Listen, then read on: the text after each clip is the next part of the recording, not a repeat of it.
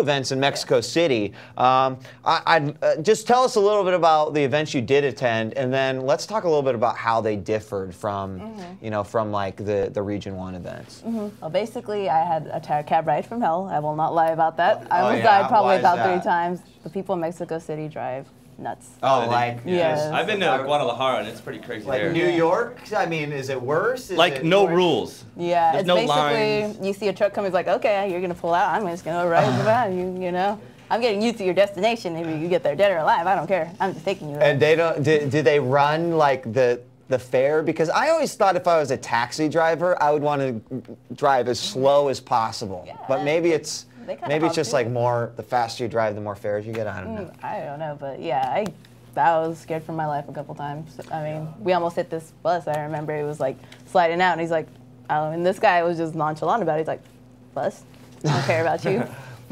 We're off to the side. What about future PGR I wonder how player it right there. compares to the driving in China. So the driving in China was pretty rabid as well. We had a pretty good drive in, actually. We only had 4 near misses, and it was while I was explaining to her the last ride that I took a DOA player. Oh right! Oh yeah, that's In right. that The car, Rance curse. dude, that's oh my right. gosh! Yeah, so I didn't even think about it was that this morning. It was my first drive with a CGS player where I did not wreck my car. So, yeah, we're doing pretty good. Any drunk old men coming at you? And for those of you that don't know the backstory, when Master and Swoozy were here, Swoozy and Rance went on a little joyride, and well, crashed. That's a loaded term that What, you just joyride? used. Joyride. All right. Ensuing that I was putting myself and others at risk.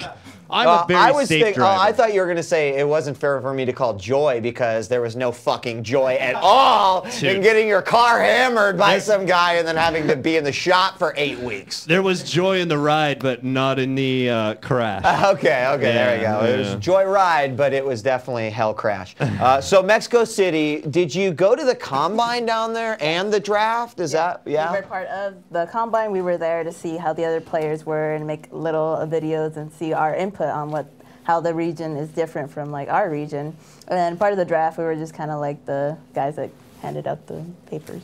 Gotcha. Like, yeah. So. Gotcha. But you played there a few times, right? Yeah, me and Master actually fought the top DOA and DOA female. So one of the things that a lot of the users have talked about is that they believe that the North American regions and franchises are really sort of leaps and bounds above the other regions. Now, I think one of the reasons why they say this is because they haven't seen all the other regions perform. So give us a little insight. Like, what did you think of the talent? Because you were exposed to, you know, all 6 franchises and the different games that they played. How would you compare Region 2 to, you know, what you saw in Region 1? The FIFA players in Region 2 are crazy. Oh, crazy awesome? They just get into it. They're like praying to their little computers or their game, their controller. It's crazy because, you know, FIFA, you know, they're kind of like really stoic and they're just kind of, you know, except for Cregan who's like all over the place. Right. In Mexico, they're just like bouncing off the walls, singing songs and celebrating and yelling at their that's probably cultural too, right? Yeah. You know? Soccer's much bigger outside the U.S. Right, Football, right. Football, thank you. Thank you, Hogan, for getting that. I try. So the FIFA players were definitely they took it to the next level. It was fun watching them celebrate instead of watching them play FIFA. Because I always felt that's how the DOA players were in Region 1. Is that, would you make that comparison? Kind of. Sort of the energy and that I felt like I always got whenever there was a DOA match. Same sort of thing with FIFA. Yeah, same thing. Like we were just interested. We're like, what is he gonna do? He gotta go. And we're just watching him run around and do a little jig and all sorts of stuff. What else about the combine? I mean, was it a good turnout? Were there quite a few players? Were there a lot of like really good competition that was like, for a manager, this is going to be a tough job to choose their team? From what I saw, a lot of them were equal, like Counter-Strike. They were having a tough decision, like, and I think even one time they even went late at night to watch some more Counter-Strike players play against them because they didn't have enough time during the actual combine.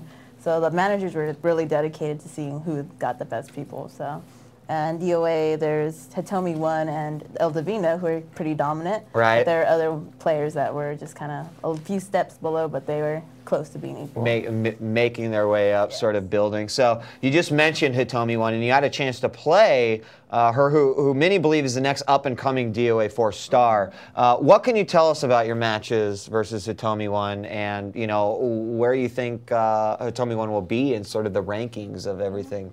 I think Hitomi 1's got a pretty good concept of the game so far. She's not, like, sometimes you feel like sometimes they're kind of robotic, as in, oh, your partner tells you to do this. But she was kind of like on her own. She was adapting to certain situations where, and sometimes I can get people on the same traps. Right. They're just kind of, they're like, huh, I don't see this coming. Right. With Hitomi 1, she was kind of like, oh, she's doing this. Maybe if I do this instead, it'll defend against this. And So I mean, and I'll put you on the spot just a little bit here, Vanessa. Would you say then that some of the female DOA players in Region 1 did not have that adaptability, were not quite able to see, like you had mentioned? So she's throwing a lot of high kicks. I'm going to go for low attacks like that. There are some that adapted a little well, but there are sometimes, I think it was probably the camera, the stress and stuff, but sometimes they all played a little off whack sometimes. Right, okay. But there are some times where, like, even me, I'd fall for something that normally I wouldn't fall for. Right. Yeah.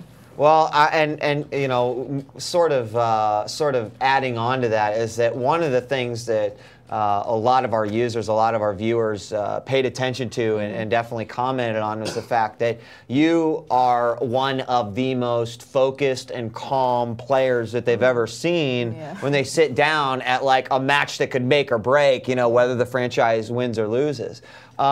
Is that just something that you were born with, like just a natural calmness? Because I mean, I've been around a lot of pro gamers for a lot of years, and I've seen everything from your side of the spectrum, where it's very like sit down and focused, and I'm going to win 5 rounds here, and that's going to be it, to the guys that would like sweat up a storm before their matches and have all these superstitious things that they did, and then were always like tense during their matches. And I think that it goes a long way. So what is your secret? Was this just something that is natural to you, or do you have a method to the madness when it comes down to like playing your opponent? Well, before the match, I will admit I'm kind of like in a freak out mode, like I'm spazzing out, but usually when I play DOA, it's kind of more of a focus thing. You just tune into the game and you just block everything else out. It's like flows for you a little bit? When I start sitting down on the chair and pick up the controller, it's like outside world's kind of gone already. Right. It's just DOA now. Right. And like, to be honest, after my match, I don't really remember anything that happens afterwards. It's like, did I win? Yes. Is that how it is when you're on the big stage? Like when you were doing the show live, was it the same kind of like,